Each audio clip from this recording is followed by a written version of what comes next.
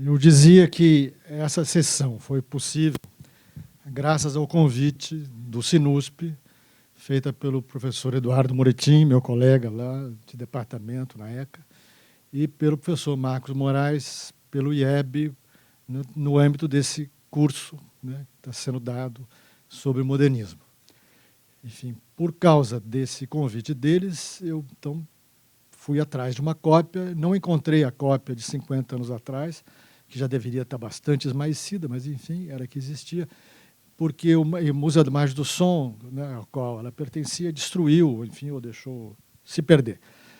Por causa, então, dessa provocação feliz, eu consegui uma cópia da Cinemateca Brasileira, né, uma cópia nova, enfim, com uma qualidade que eu não teria como oferecer a vocês depois desse tempo todo. A segunda coisa que eu queria dizer era que, aproveitando a presença de alguns dos meus colaboradores, eu tenho aqui o Gabriel Bonducci, que foi o fotógrafo do filme, um dos fotógrafos do filme, que era meu colega de turma. Esse filme foi feito no curso de cinema, né? Foi quando nós estávamos no terceiro ano, né? Foi, enfim, o primeiro filme, enfim, profissional nosso. Também está presente aqui um montador muito promissor, mas que, infelizmente, não seguiu essa carreira, né? Eu lamento muito, o professor Ismael Xavier, né, que nos dá essa alegria de estar aqui presente. Também eu queria homenagear aqui um professor nosso que foi muito importante para o filme, na presença da sua filha, Helena Tassara, né, o professor Marcelo Tassara, que tinha acabado de ganhar uma máquina chamada Higashino, que era uma máquina de tabletop. E essa máquina de tabletop foi usada a exaustão nesse filme, como vocês repararam. A câmera não para um segundo, né, que sobe e desce por todas as imagens possíveis e imagináveis.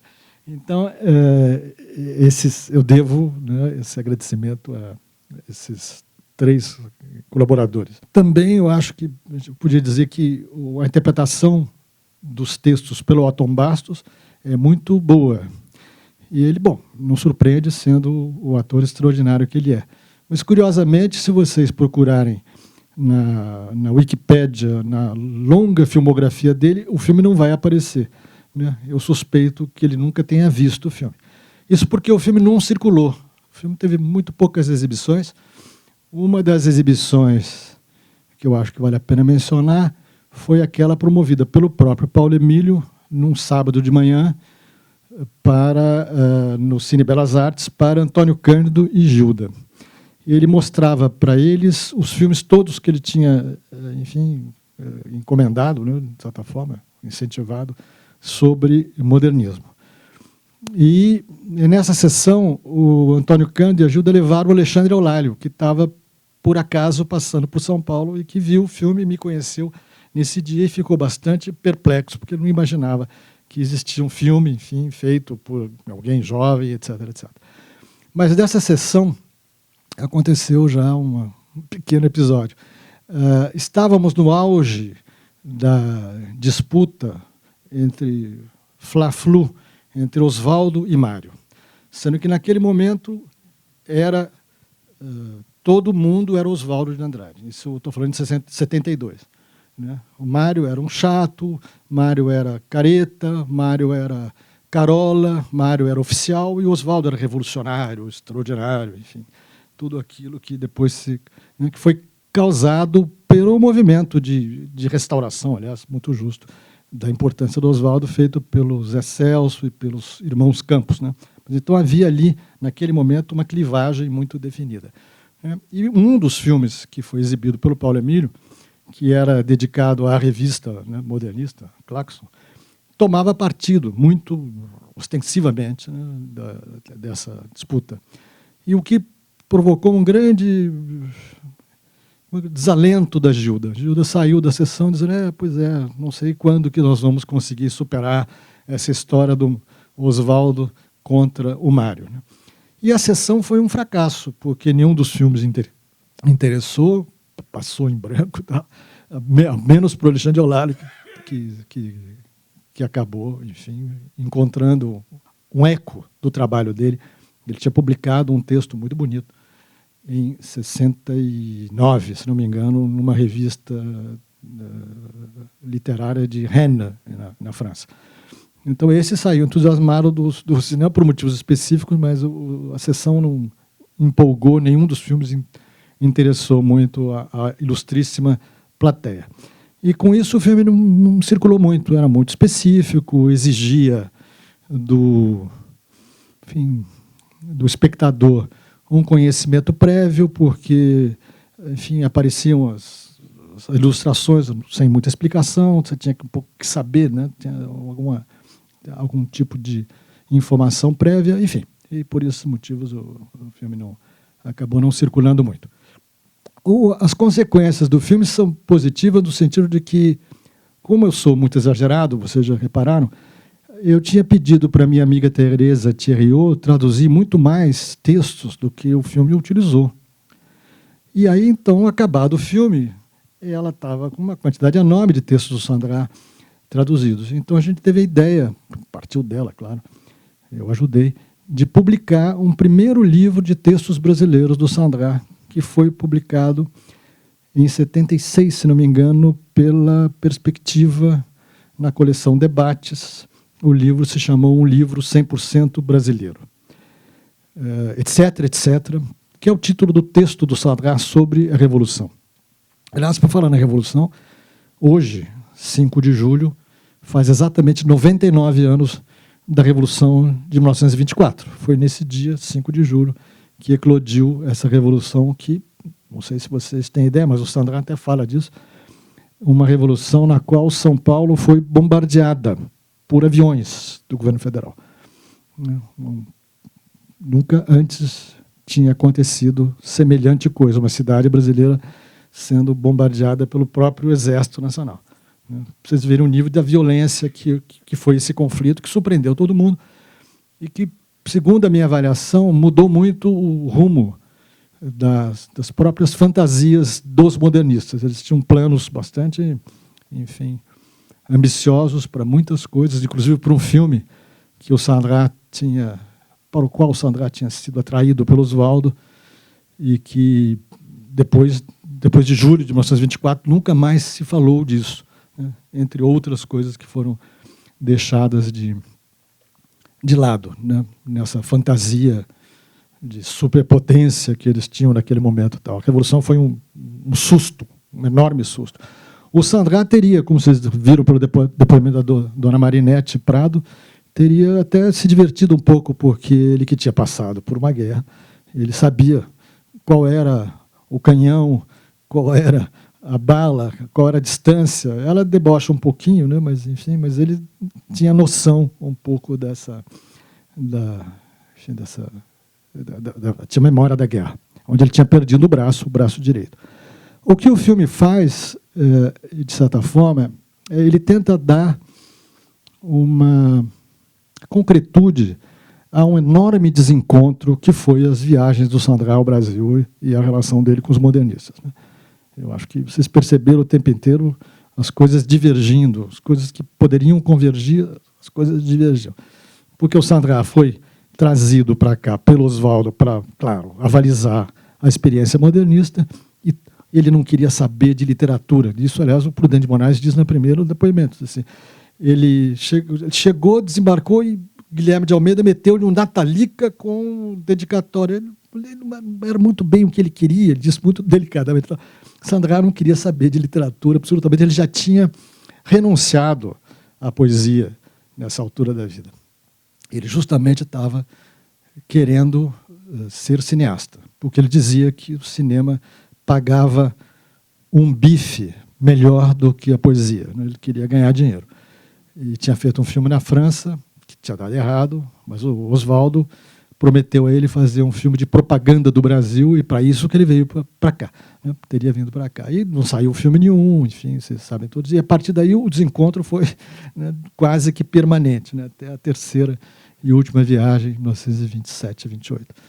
E essa dissonância, né, essa divergência, enfim, a gente trabalha, né, a partir da trilha sonora, que é muito bem tricotada, né, pelo pelo Ismael Xavier, vocês repararam que ele caprichou na segmentação da trilha do Darius Milhaud, né? E essa indicação felicíssima da trilha do Darius Milhaud veio do texto do Alexandre Olário, né? Quando ele publicou o texto sobre Sandra, em 69, ele já dizia, já falava da viagem do Milhaud, que era anterior, né? Que era de 1917, né? Junto com Claudel. E isso foi decisivo para encontrar essa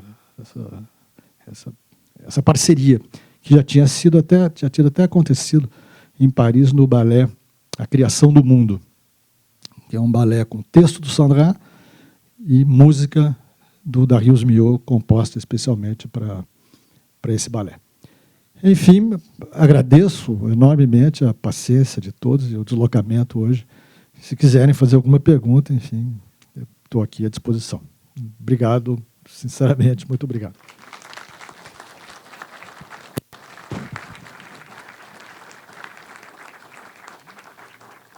Calil, obrigado, filme incrível. É uma pergunta simples, quer dizer, talvez seja grande, mas simples. Como que esse filme mexe com a tua leitura naquele momento, você jovem, do modernismo? Não estou pedindo para você entrar no fla-flu de jeito nenhum, mas como é que marca? Porque é um filme em que a ironia está, enfim, atravessando o tempo inteiro na montagem, né? Quer dizer, é um filme que faz a gente desconfiar de toda e qualquer possibilidade de ler monumentalmente o modernismo, e enfim, é o momento do cinquentenário, quando está começando uma monumentalização brava, né, do movimento. Como é que marca para você a leitura? Isso é uma leitura do modernismo para você? Olha, naquele momento em que eu era completamente ignorante, hoje eu sou parcialmente ignorante do assunto, mas eu era completamente ignorante, eu tive muito contato com o Nonet, Oswaldo de Andrade Filho, que participou desse movimento de valorização da Semana de Arte Moderna e do Oswaldo. Tá certo? Ele morreu um mês antes do filme ficar pronto. Teve um infarto pouca idade, com 50 e poucos anos, ou 60 anos no máximo. Foi para nós um choque, foi até a partir daí que eu dediquei o filme a ele. Porque a relação dele comigo era muito fraterna, tal, e ele me falava muito do Oswaldo, como um filho que era amigo, porque o Nonet foi um filho do Oswaldo muito jovem, então ele acabou sendo muito amigo do pai. E também participou de muita atrapalhada do Oswaldo, né? Então, enfim, era amigo mesmo, parceiro, e às vezes até bastante vítima do próprio pai. Então eu fui impregnando da visão do Oswaldo a respeito do Sandra, né? Que era como diz o momento em que tem a réplica, quando o Sandra diz que os modernistas eram jovens, tal, a réplica que está no Serafim Ponte Grande, em que o Oswaldo, já muito comunista, né, fala que virou um palhaço da burguesia graças a Blaise Sandra, a resposta está dada no próprio filme, era o tom que, na época, enfim, estava meio contaminando porque isso tudo aconteceu no Museu da Imagem do Som, que era dirigido pelo Rudá de Andrade, o outro filho do Oswaldo, o filho do Oswaldo Copagu. Então, eu estava muito imbuído desse sentimento, né? Que o Sandra não tinha muita importância. O Paulo Emílio, quando me, aspas, encomendou o filme, vendo hoje, eu percebo que o que ele estava interessado nem era tanta questão da relação com os modernistas, mas era como é que o Sandra tinha se relacionado com o cinema. Basicamente, o Paulo Emílio estava preocupado com a relação do Sandra com o Jean Epstein. Inclusive, quando ele me encomendou, quando eu viajei a Paris, e a pedido dele, fiz uma série de consultas e tal, ele me mandou visitar a irmã do Jean Epstein para falar do Sandra com a irmã que chamava Marie Epstein. Epstein já tinha morrido há muito tempo, evidentemente. Então, eu acho que o Paulo Emílio tinha um interesse mais cinematográfico e depois do modernismo, claro, também. Isso não aparece, porque realmente, né, a relação dele com Epstein ficou perdida lá no tempo e não teve nada a ver com o Brasil. E a partir, então, desse sentimento oswaldiano, né, é que o filme foi sendo, né, construído. Né. Eu acho que foi uma contaminação meio inevitável. Né. E eu não tinha equipamento intelectual nem para poder discutir com o Nonet, né, ou relativizar essa questão. Porque o Nonet, então, teve com isso. O Nonet é aquele menino que está na viagem de 24 e que falava da Tarsila com um carinho extraordinário. Ele foi criado pela Tarsila, o Nonet. Assim como o Rudá não foi criado. Nenhum dos dois foi criado pelas suas mães. O Rudá não foi criado pela Pagu, e isso teve consequências enormes. Né? Ele foi criado pela Julieta Bárbara. Né? E o Rudá também acompanhava um pouco esse assunto, mas o Rudá estava querendo muito a recuperação do Oswaldo. Né? A recuperação do Oswaldo, porque o Oswaldo, quando morre na mais absoluta miséria física e moral e literária. Era um sujeito absolutamente abominado. Né? Eu sei, porque eu vi, naquela época, depoimentos muito candentes, né, de ódio do Oswaldo, por consequência, enfim, da vida, né, dele. Então, é um filme muito do ponto de vista do Oswaldo. Eu queria fazer um comentário, Calil. Esse filme é para ver mais que uma vez. Isso não é um elogio. Não, é muito pouco ver uma vez só. É muita informação. É muita informação. Tem muito exagero. É um exagero, né? Não tem chance de circular mais, de projetar mais? Agora que tem uma cópia, talvez, mas não posso te garantir. Tem uma história ótima desse filme. Eu era aluno, o Ismael se lembra bem disso, eu era aluno o Gabriel Bonduc também, do grande cineasta Roberto Santos, cineasta de obras-primas, como Hora e Vez de Augusto Matraga, Grande Momento, etc., que era um grande cineasta, nosso professor de direção. E ele não tinha nenhum interesse por modernismo, por coisas assim, desse nível, intelectuais, desse tipo, não tinha interesse. Quando ele viu esse filme, ele fez um comentário maravilhoso. Ele disse assim, acabou a sessão, uma sessão para ele. Ele olhou bem e falou, Calil, eu não tinha reparado que você era gago.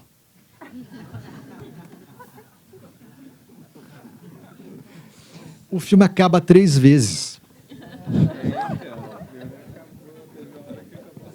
Foi a melhor crítica que eu tive até hoje no filme. De um grande cineasta. Oi, fiquei muito feliz de ver o filme. Eu sempre leio o livro, etc, etc.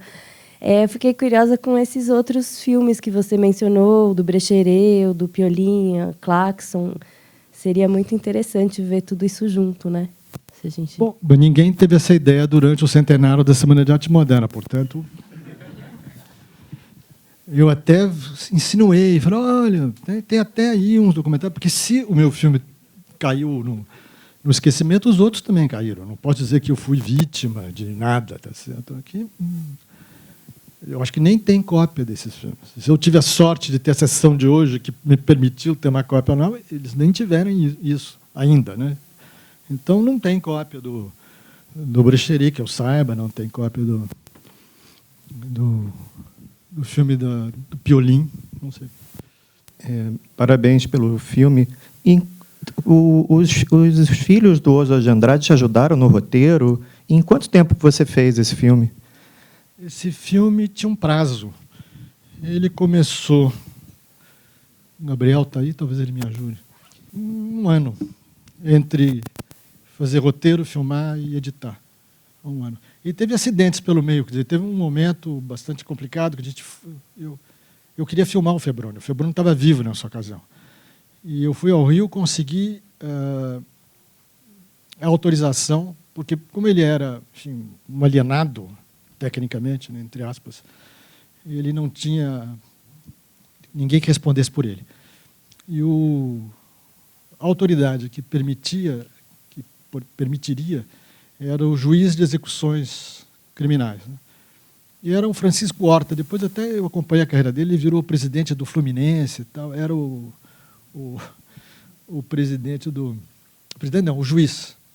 Eu procurei e disse, olha, eu queria filmar Ele falou, não, pode vir, tal, porque eu tinha que ir de São Paulo como equipe, né? Tinha que movimentar a produção amadora, quer dizer, éramos 3 alunos, então 4 pessoas com uma câmera do departamento. Tal. E ele falou, não, pode vir, tal, marcamos e chegamos para filmar. E no dia que a gente chega, tem uma nova ordem dele dizendo que ele proibia a filmagem. Então, não só houve um esforço de produção que foi inútil, claro, eu conversei com o Febrônio durante 5, 10 minutos, o Febrônio já não falava mais coisa com coisa, depois de passar a vida inteira tomando eletrochoque, você pode imaginar o que aconteceu com aquela pessoa, desfez, né, completamente. Mas eu queria registrar um pouco essa miséria, né, dele, né, e não pude. Enfim, então teve uns acidentes da própria filmagem que atrasaram, né, o projeto, mas enfim ele ficou pronto, acho que em junho de 72, mais ou menos, em pleno cinquentenário da Semana de Arte Moderna. Os filhos do Oswaldo, bom, o Noni me ajudou muito nessas conversas. Os dois gostavam muito de beber, então eram grandes beberagens. Mas não me deram. Tem um filme do Oswaldo, do Rudá, sobre Oswaldo, que é bastante forte, eu diria, que se chama O Herói Póstumo da Província. É um filme também que não circula há muito tempo. Um curta-metragem que fazia parte de um programa Globo Repórter. Naquela época, o Globo Repórter era produzido por uma empresa aqui de São Paulo, uma produtora chamada Blimp Filmes, que era do irmão, a produtora era do irmão do Boni. E, com isso, tinha, então, um contrato para fazer os filmes do Globo Repórter. Eram feitos em película, naquela época. E existe um programa que foi feito sobre três escritores. Um episódio sobre Manuel Bandeira, um outro episódio com o Manelão, que é muito impressionante, porque o Manelão fala exatamente igual o que está escrito no texto do Guimarães Rosa, quer dizer, muito impressionante, é um homem enorme, não sei se você tiver a oportunidade de ver, um homem enorme, de italiano, um nome italiano, e falando daquele jeito lindo, o Manelão e esse filme sobre Oswaldo que o Rudá dirigiu. E sim, eu fiz o roteiro para o Rudá, com ele, evidentemente, sobre o pai. Mas chegou um momento que eu preciso contar para você o seguinte, um momento eu fiz lá o que eu achei que eu tinha que fazer e tal. E filmamos, num certo momento da filmagem, ele me disse assim, eu preciso acrescentar uma sequência nova. Falei, bom, vamos lá. E ele começou então a me falar com muita dor a respeito desse final da vida do Oswaldo. E nós ficamos, então, discutindo muitas horas para saber que imagem traduziria esse final da vida do Oswaldo. E, pasme você, a sequência muito forte que tem nesse filme é o seguinte, a imagem que atendia ele nesse aspecto era de um cachorro molhado, tremendo, na entrada da câmara de execução de gás. E o texto que ele quis sonorizar para essa imagem era a controvérsia horrorosa que teve com Jamil Amansor Haddad, né, que enfim, descompôs o Oswaldo de uma maneira muito agressiva nos jornais, e que é terrível, virulento. Então, você pode imaginar uma sequência em que um cachorro tremendo à beira da morte, né, e o texto de alguém acabando com o sujeito. Esse filme não circula, é impressionante, eu nem sei se não vejo desde a época. Aí sim, a minha colaboração com o Rudá foi no sentido de tentar dar voz a ele, Rudá, a respeito do pai. Mas no meu filme eles não participaram diretamente, não, só indiretamente. Calil, eu tinha curiosidade de saber como é que o Paulo Emílio recebeu o seu filme. O que ele achou, o que ele comentou com você? Não deve ter gostado nada, não. Acho que ninguém gostou. E queria saber também uma outra coisa, como é que você avalia o filme que foi feito 15 anos depois, pelo Zé Sete de Barros, um filme 100% brasileiro? Não me lembro se você foi um artífice ou você teve algum papel na cadeia de eventos que levou esse filme a existir. Eu dei um dinheiro para ele fazer o filme. Eu era diretor da Embrafilme, fui eu que aprovei o orçamento do filme. Bom, ele foi feito, ele retoma alguns gestos que estão no seu filme, por exemplo, a passagem entre o episódio carioca do Blaise Sandra e o personagem do Febrônio e tal.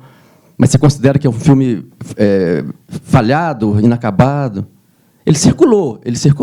Eu vi esse filme algumas vezes em salas de cinema. Pois é, eu, na ocasião, como diretor da Embrafilme, né, aprovei, achei ótimo e tal, e quando eu vi, fiquei bem desapontado. Te confesso que achei muito aquém da minha pior expectativa. Parabéns, Calil, pelo filme. Foi uma surpresa. Eu tinha visto aquelas VHS, rever assim na tela grande.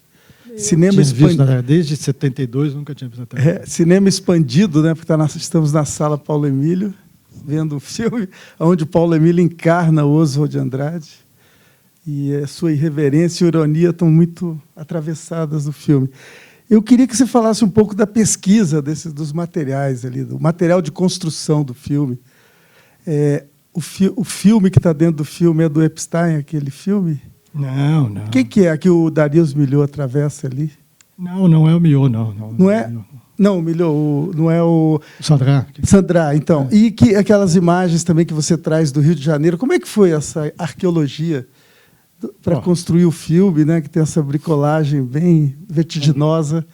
Como é que você traz e quais os critérios que você usou? Assim? Pergunta em relação aos trechos de filmes. Sobre a Revolução de 24, foi feito um filme oficial pelo Exército Brasileiro para celebrar o triunfo do governo federal. Esse filme tinha na Cinemateca e tinha sido feito por uns cineastas mineiros de Barbacena. Não sei se vocês repararam, na vinheta está escrito Barbacena Filmes embaixo. A Cinemateca me cedeu e eu contratipei e pude fazer então aquele filme do Sandra dentro do filme, né, a partir do texto dele sobre a Revolução de 24. O texto da chegada dele e depois da fazenda, toda a documentação da fazenda São Martinho, né, ele fala um texto chamado A Metafísica do Café, não por acaso chama A Metafísica do Café. Esse era um filme 16mm do irmão do Paulo Prado. O Luiz Prado é aquele senhor que está sentado na varanda da fazenda Santa Veridiana, fumando. Ele tinha filmado em 16mm. Eu consegui esse material, contratipei e uso. Tanto a entrada da Baía da Guanabara foi filmada por ele, quanto todo o cultivo do café, que me serviu para ilustrar esse texto na Metafísica do Café. O que mais que tem de filme? Esses são os dois grandes achados, digamos, de material audiovisual. O material iconográfico veio da Araci Amaral, que tinha acabado, tinha 2 anos antes,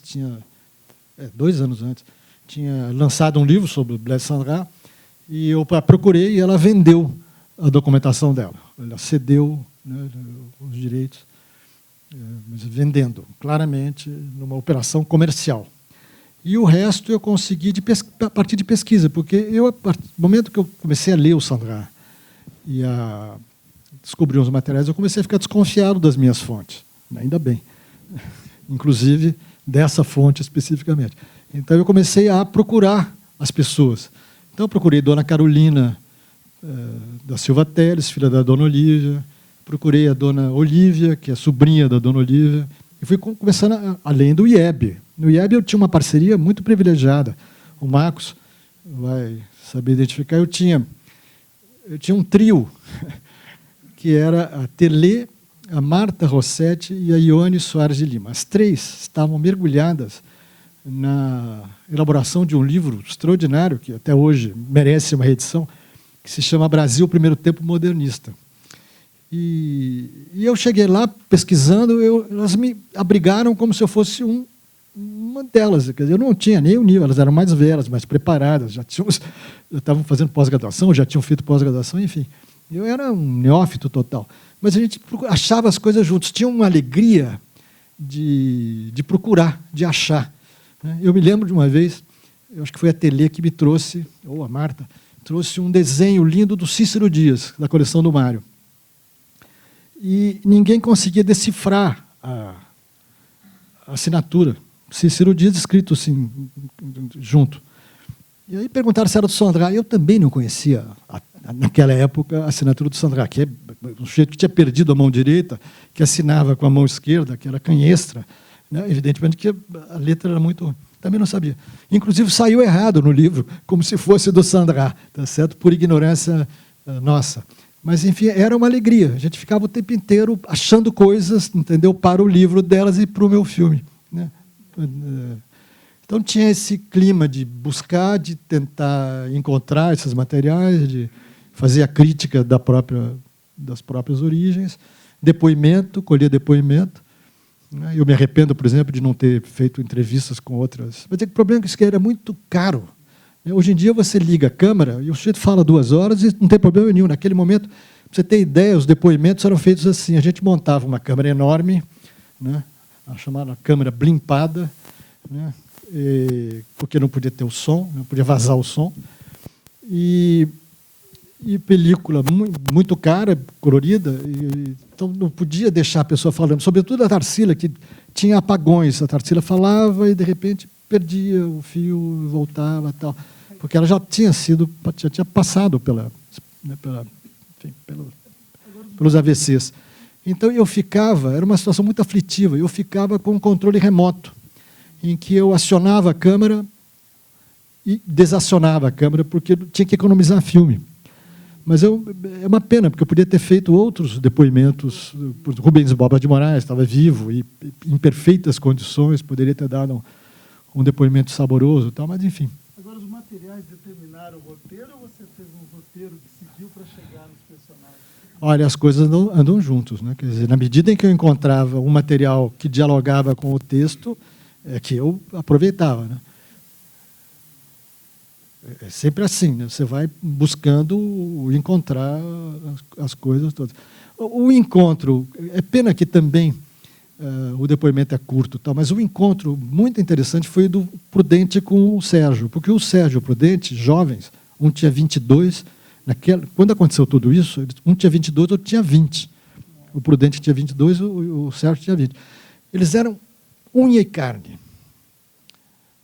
Incrível, amigos fraternos. E eles não se viam há muito tempo. Quer dizer, quando eu consegui trazer o Prudente do Rio de Janeiro, foi uma operação bastante delicada e muito interessante, porque o Prudente tinha casado com uma nova mulher que ele não tinha apresentado ainda ao Sérgio, e a Maria Amélia, mulher. Então, foi um pouco... E ele tinha mudado para o Meyer. Então, ele tinha mudado de classe social por causa desse casamento, e ele, então, com isso tinha se afastado. Então, a chegada, eu me lembro, foi um domingo, a Maria Amélia, então, organizou um jantar, um almoço de domingo, naquela casa, você pode imaginar, com aqueles filhos todos, aquele barulho, aquela algazarra.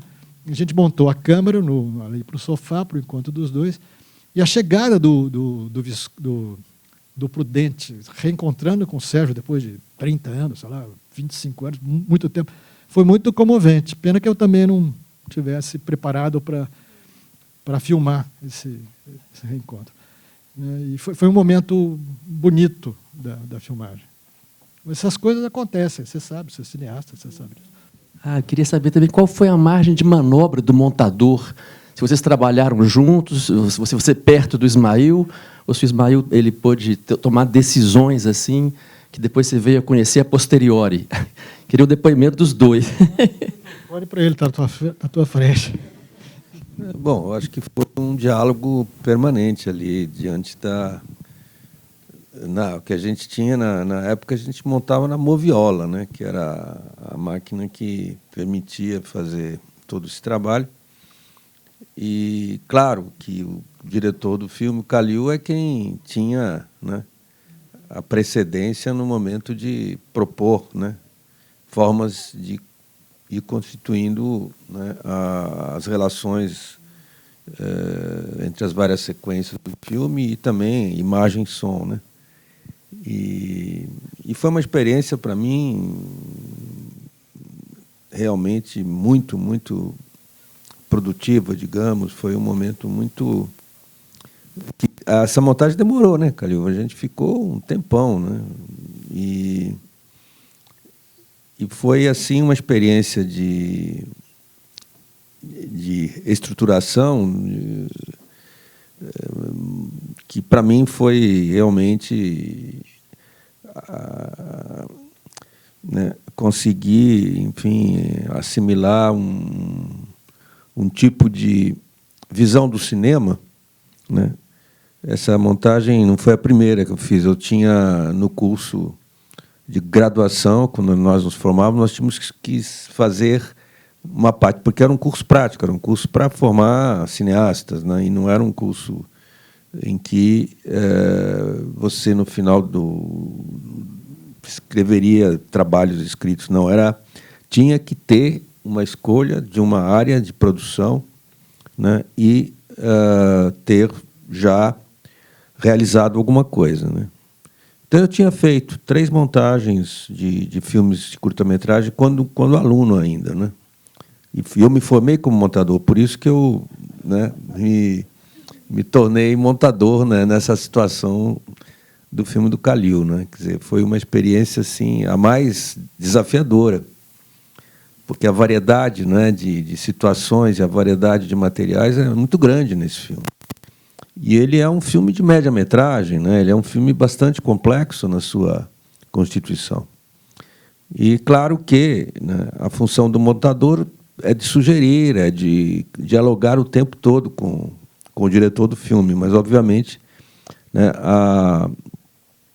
a palavra que, enfim, dá a legitimidade das várias passagens, dos vários cortes e da maneira de ir compondo é a do diretor, né?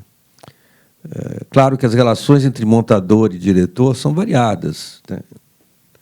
Cada filme tem a sua própria história, mas, nesse caso, né, estava lidando com um diretor que tinha uma postura bastante abalizada da sua proposta, etc., né, Calil? Então, claro que a gente conversou muito, né? A montagem é um momento muito forte de conversa, de troca de ideias, para poder solucionar as coisas que vão aparecendo, né? Porque a montagem é o que estrutura para valer o filme, né? É um momento fundamental, né? E para mim foi uma excelente experiência, né? Foi a última, infelizmente, porque depois eu nunca mais... Eu já comecei como professor, né? Ao longo dos anos 70, já parti para outro tipo de relação com o cinema, né? E nunca mais tive nenhuma experiência prática. E eu tenho até que agradecer o Calil de ter me dado a oportunidade de montar esse filme, porque foi realmente uma experiência bastante forte. Eu posso até dizer o seguinte: muita coisa que eu escrevo hoje é do olhar de montador. Essa experiência como montador é fundamental na minha formação e na minha visão de cinema, né? E isso ajuda demais, né? O pensar os filmes e escrever sobre os filmes é uma coisa muito forte que aconteceu. E essa foi a montagem mais desafiadora, né, de todas, né? Não só pela duração do filme, mas pela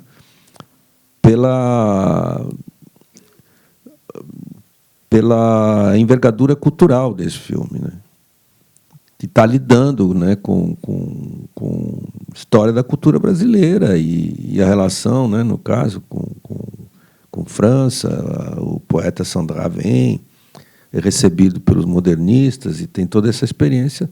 E o Calil pegou um momento de um encontro muito significativo, né? E foi ótimo, foi uma experiência muito boa, né, Calil? Eu agradeço novamente. Boa noite, professor. 2 perguntas, na verdade.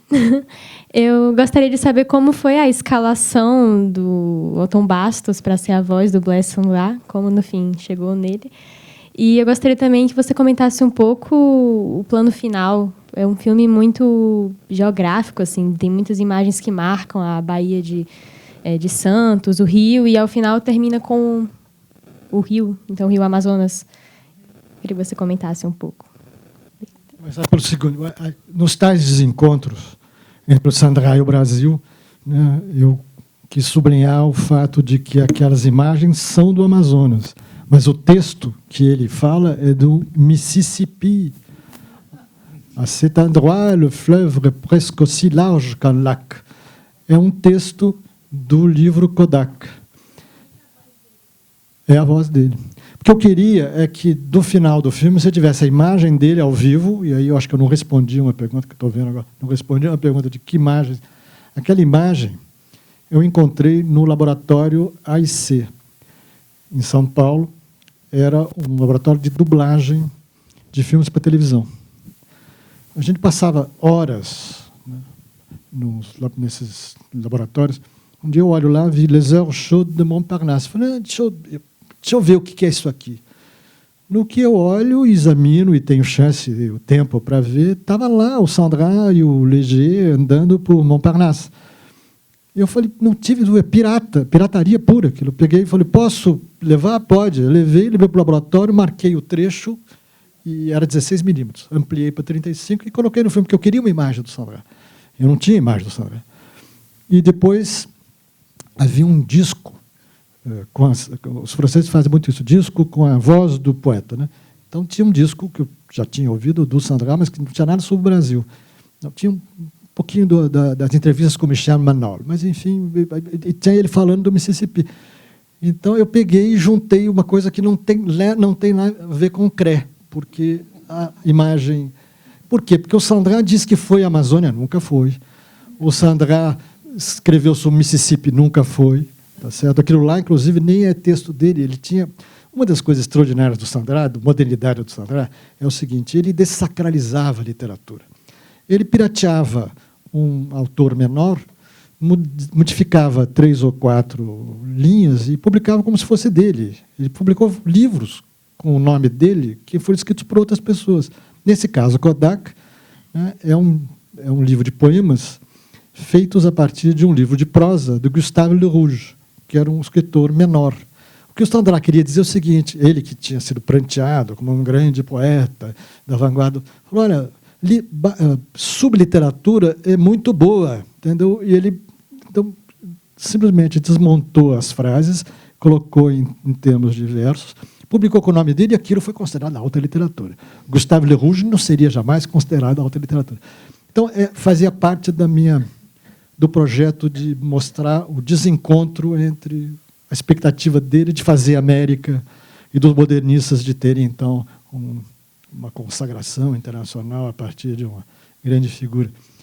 Otton Bastos, olha, o Otton Bastos morava em São Paulo, fazia peças extraordinárias, você sabe, na selva das cidades, e claro que era um ícone da minha juventude, porque Deus e o Diabo na Terra do Sol foi um filme decisivo na minha vida. Então, tá aqui em São Paulo, fazendo peça de teatro ali no oficina, eu fui lá e bati na porta dele. Eu falei, você gostaria? Ah, claro, tal. Fez assim. E ele é tão talentoso que eu orientei pouco, porque é claro que ele não leu Cendrars. Então, eu tinha que dar um pouco o tom só. Mas, uma vez dado o tom, ele ia muito bem. Eu tive uma experiência muito boa no filme do Marcelo Tassara, que é sobre um texto do Joyce, do Finnegan's Wake, falado pelo Jofre Soares. E o Jofre Soares também bastava dar o tom que ele entendia perfeitamente. São atores fantásticos, ambos.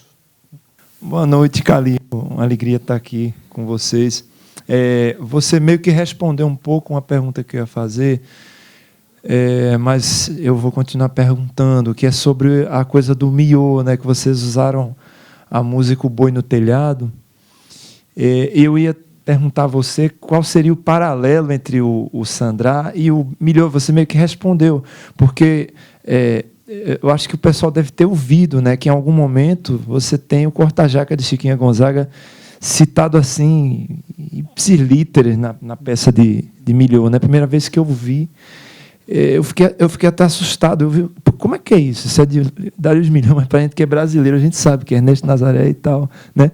Mas a pergunta que eu lhe faço, Calil, é se foi óbvio que ia ser O Boi no Telhado ou teve outras ideias para a trilha sonora? Porque ela contribui muito para a dramaticidade toda, né? Houve outras possibilidades de trilha ou foi direto assim, não, vai ser Miliô? Não, então, desde o início, por causa do texto do Alexandre Eulálio, o texto do Alexandre Eulálio, que nessa época não tinha sido o livro saiu em 78, juntou o livro do Alexandre Eulálio, Aventura Brasileira de Blaise Cendrars, foi a junção do brilhante texto dele publicado na França com a documentação do filme. Então foi uma coisa que ele aliás diz isso, é um ônibus, vai entrando todo mundo, ele é o motorista do ônibus e vai mandando entrar todo mundo, então vai entrando aquela documentação toda. E os textos que ele relacionou. Mas então, falando do Miliô. Então, o Miliô foi uma inspiração. Quando eu ouvi a música do Miliô, eu achei que casava imediatamente. Mas quem me deu a dica foi o texto do Alexandre Eulálio. Depois, então, a gente estabeleceu uma relação mais próxima, claro, e depois do filme pronto já.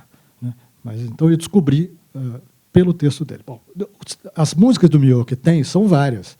Você tem O Boi no Telhado, você tem Carnaval d'Aix, Souvenir de Rio e Saudades do Brasil. Então você tem praticamente toda a obra do Miliô, toda a obra brasileira do Miliô você tem no filme. E aí é que eu queria responder ao Matheus, que a contribuição do Ismael foi muito boa, porque então com essa trilha a gente foi buscando os momentos adequados. E eu acho, vendo o filme hoje, se tem uma coisa que me agrada é o uso da trilha sonora, né, o diálogo Cendrars e Miliô, né, que é um diálogo que funciona no filme, na minha opinião. Depois, muita coisa não me agrada no filme, mas isso acho que funciona bem. A música casa bem com o filme, casa bem com os momentos do filme, é bem utilizada, e o Ismael fez muito bem, porque às vezes a música é recortada, é picotada, coisa, portanto, que não é do desenvolvimento da música natural. A gente meteu a tesoura, entendeu? Abriu em alguns momentos, retomou, entendeu? Fez reincidência. Então, aí foi muito elaborado e a contribuição do Ismael foi bastante boa nesse sentido. Então, eu acho que esse casamento é perfeito. Agora, a relação dos dois com o Brasil é muito semelhante. Os dois ficaram muito impactados com a passagem brasileira, tiveram importância na obra. O Brasil teve importância na obra dos dois, e os dois tiveram importância na obra de brasileiro, você sabe disso. O Miliô teve grande interação com o mundo musical carioca, né, durante a década de 10, né, com o grupo, enfim, com a questão do wagnerismo, com a questão do Debussy, mesmo do Stravinsky, quer dizer, toda uma discussão sobre música moderna ali com aquele grupo muito erudito que ele frequentava, lá da Nininha Leão Veloso, que era uma extraordinária pianista, e que tocava com ele adorava tocar com ele, eles tocavam juntos no mesmo teclado. Então, enfim, essa interação. O meu era um sujeito muito afetuoso, assim, muito... e que estabeleceu um contato verdadeiro com ela. E eles dois trabalharam, né, juntos, isso que eu mencionei para vocês aqui. Fizeram um balé muito bonito chamado A Criação do Mundo, em que o Cendrars escreveu o texto, que vem da antologia negra dele, o Miliô fez a música, que é muito bonita, também está no filme, e o Léger fez a cenografia, né, os figurinos. Então, uma combinação bastante excepcional. Mas esse casamento funcionou no filme, sim. Agora, veio do Alexandre Eulálio. Essa sacada veio do Alexandre Eulálio. Acabou? Bom, gente, a gente se caminhando para o fim. Primeiro, muito obrigado, Calil, por ter vindo. Obrigado ao IEB também. Agradecer à Cinemateca também, que providenciou essa nova cópia para a gente. E obrigado a todos vocês também por terem vindo. Fico muito feliz.